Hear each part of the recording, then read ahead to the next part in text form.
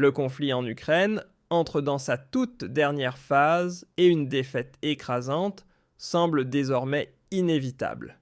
C'est pourquoi l'Occident tente une ultime escalade et certains généraux réclament déjà une frappe préventive contre la Russie. À cela s'ajoute maintenant le retour des armes nucléaires dans le débat envisagé pour l'Ukraine. Les menaces proférées par les responsables politiques occidentaux frisent la folie pure. Voyons ensemble les derniers développements. C'est parti. Avant d'entrer dans le vif du sujet, jetons un œil à la ligne de front où la situation est vraiment catastrophique pour l'Ukraine, surtout à l'est. Voici l'encerclement de Mnongrad, la ville voisine de Pokrovsk. Et depuis que Pokrovsk, avec toute la logistique de l'Est, s'est effondrée, c'est exactement ce qu'on annonçait depuis un moment qui est en train de se produire.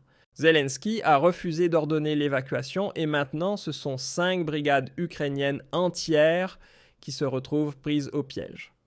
Elles sont assiégées, enfin ce qu'il en reste, et les munitions vont bientôt manquer. J'ai hâte de voir s'ils vont tous se rendre ou s'ils vont choisir de se battre jusqu'au dernier homme dans une bataille déjà perdue d'avance. Et le plus fou, dans tout ça hier encore, il y a eu le conflit en Ukraine entre dans sa toute dernière phase et une défaite écrasante semble désormais inévitable.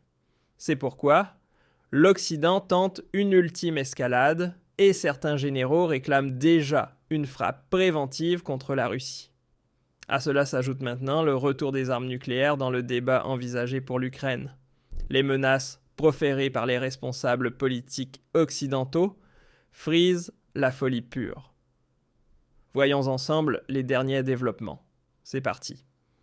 Avant d'entrer dans le vif du sujet, jetons un œil à la ligne de front où la situation est vraiment catastrophique pour l'Ukraine, surtout à l'est. Voici l'encerclement de Mnongrad, la ville voisine de Pokrovsk. Et depuis que Pokrovsk, avec toute la logistique de l'Est, s'est effondrée, c'est exactement ce qu'on annonçait depuis un moment qui est en train de se produire.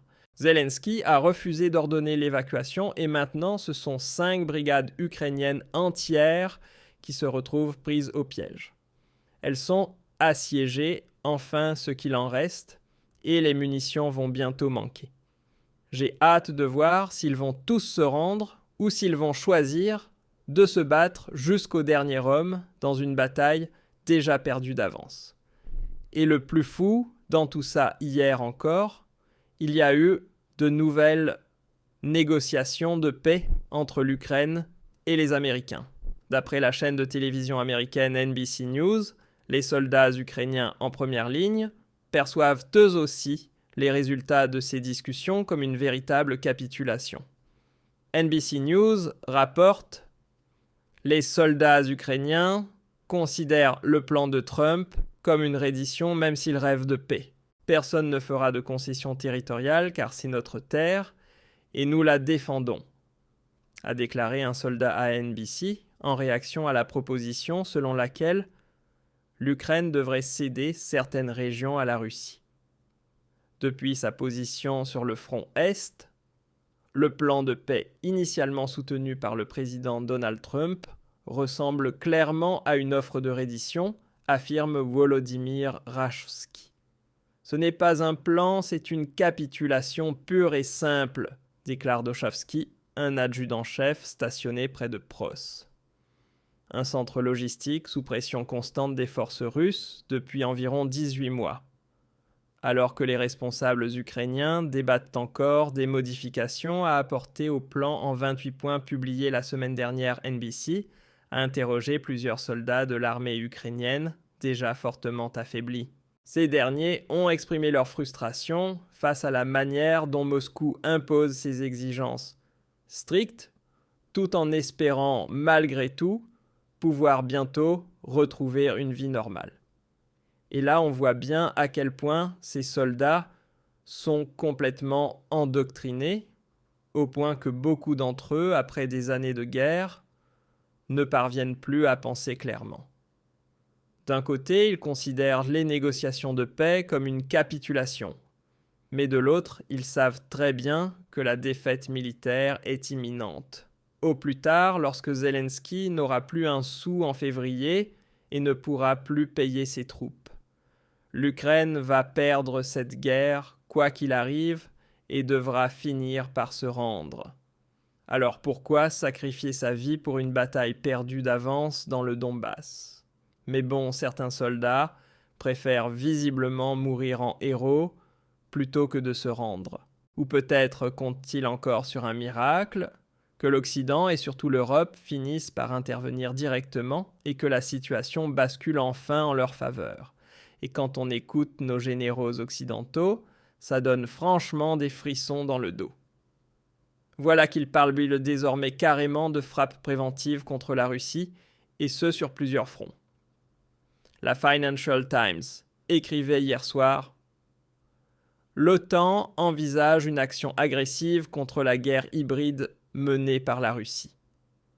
Un haut responsable militaire de l'Alliance a déclaré qu'il était possible d'adopter une approche proactive face à la menace que représente Moscou.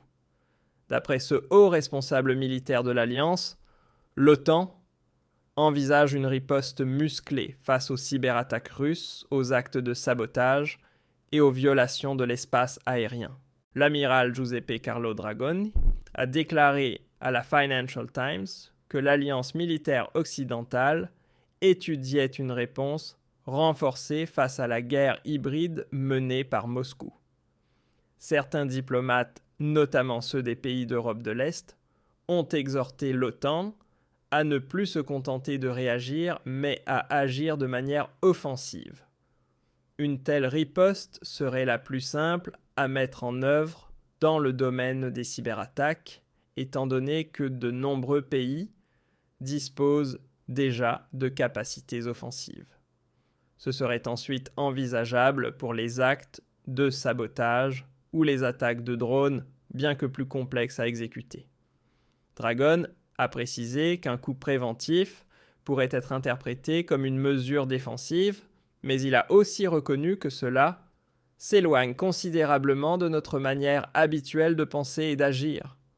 Non mais sérieux, je deviens dingue.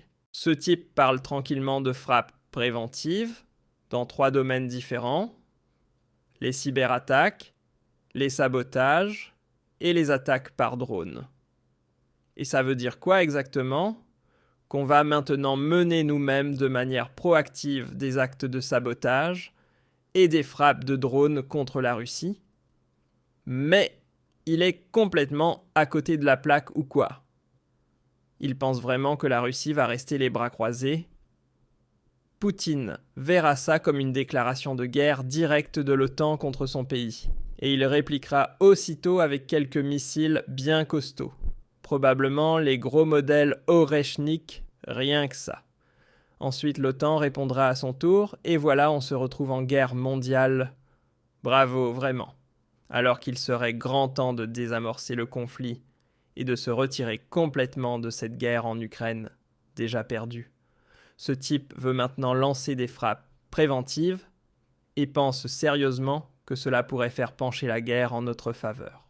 Donc, soit il imagine que la Russie va se sentir intimidée, qu'elle va céder sous la pression et se replier, mais faut pas rêver. Pour la Russie, c'est une question de survie. Ils se battent bol pour leur sécurité nationale, et ils ont déjà survécu à des guerres bien plus terribles. Il suffit de penser aux 2 grandes guerres du siècle dernier, avec des millions de morts à la clé. Ou alors ce gars s'imagine